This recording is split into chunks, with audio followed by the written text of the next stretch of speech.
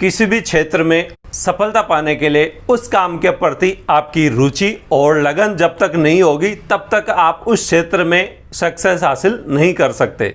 यहाँ पर हम बुटीक लाइन से संबंधित जानकारी आपके साथ शेयर कर रहे हैं। दोस्तों, अगर आप कारीगर हैं तो मास्टर बनना चाहते हैं, मास्टर हैं तो आप पैटर्न मास्टर बनना चाहते हैं, या आप गृहिणी हैं या एक नॉर्मली इंसान है जो कुछ भी नहीं करते हैं और सिलाई के क्षेत्र में मास्टरी हासिल करना चाहते हैं, तो ये कुछ बातें हैं, उन्हें अगर आप फॉलो करेंगे तो आप ज़रूर से सक्सेस हो सकते हैं, कामयाब हो सकते हैं।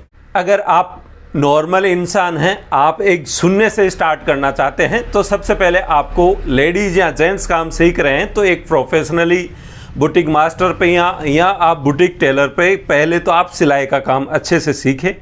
यहाँ पर आपको डिप्लोमा या किसी डिग्री लेने की कोई ज़रूरत नहीं है। अगर आप चाहते हैं, आपके अंदर हुनर है, आपकी रुचि है, लगन है, तो आप बिना डिग्री के भी मास्टर बन सकते हैं। डिग्री की यहाँ पर कोई अहमियत नहीं है। बड़े जो लेवल का काम होता है वहाँ पर डिग्री की ज़रूरत पड़ती है। अगर आप शून्य से स्टार्ट करना चाहते हैं तो सबसे पहले आपको 2 बातों का ध्यान देना है।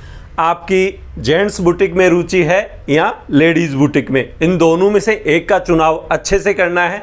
जिस चीज़ में आपकी बेस्ट रुचि है उसी चीज़ का आपको चुनाव करना है।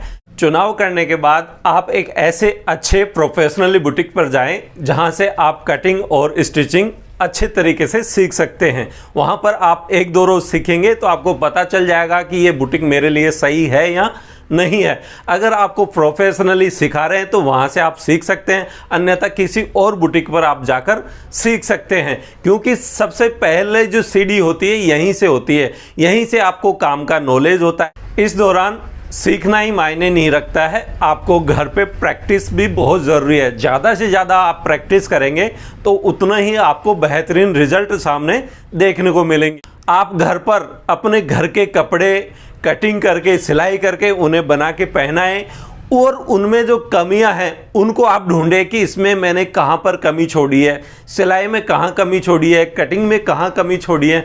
अगर उन कमियों को फोकस आप करना स्टार्ट कर दिया, उन कमियों को आप सुधारने लग गए, तो आपको मास्टर बनने से कोई नहीं रोक सकता। तो घर पे प्रैक्टिस बहुत ज़रूरी है, इसलिए आप सीख रहे हैं तो घर पे जितना हो सके प्रैक्टिस ज़रूर करें। दूसरी बात, अगर आप कारीगर हैं, कारीगर से मास्टर बनना चाहते हैं, तो आपको सिलाई के साथ कटिंग का आना भी बहुत ज़रूरी है, तभी आप मास्टर बन सकते हैं। जहाँ कहीं भी आप काम कर रहे हैं तो मास्टर जी से आप थोड़ा थोड़ा ज्ञान लें कि सर मुझे कटिंग भी सिखाएं।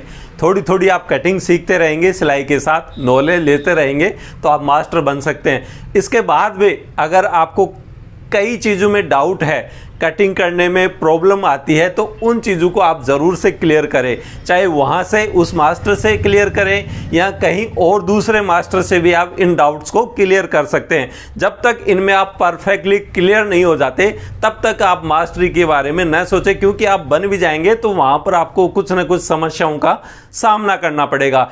इसलिए इन चीज़ों को पहले ही क्लियर करके फिर मास्टर बने तो ज़्यादा बेस्ट रहेगा। तीसरी बात, अगर आप मास्टर हैं और एक पैटर्न मास्टर बनने के बारे में सोच रहे हैं तो उसके लिए आपको फैशन डिज़ाइनर में एक पैटर्न मास्टर का डिप्लोमा करना होता है, क्योंकि इस फील्ड में मैथमेटिक्स कैलकुलेशन बहुत ज़्यादा होते हैं।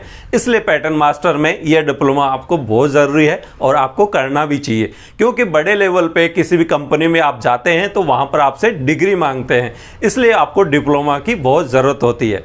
दोस्तों, इन सभी के अलावा अगर आप खुद की बुटीक का मास्टर बनना चाहते हैं या अपनी टेलर शॉप का मास्टर बनना चाहते हैं तो आप ऑनलाइन सीख सकते हैं कटिंग करना, स्टिचिंग करना। आप हमें भी फॉलो कर सकते हैं, क्योंकि आप उन कमियों को फोकस करें जिनमें आपकी कमियां हैं। सिलाई करने में कहाँ दिक्कत आ रही है, कटिंग करने में कहाँ दिक्कत आ रही है, तो उन चीज़ों को आप फॉलो करेंगे, बारीकियों पर ध्यान देंगे, उन कमियों को आप सही करेंगे तो आप निश्चित रूप से अपनी जगह आप खुद एक मास्टर बन सकते हैं। दोस्तों, एक छोटी सी जानकारी थी आप लोगों के साथ शेयर करने के लिए।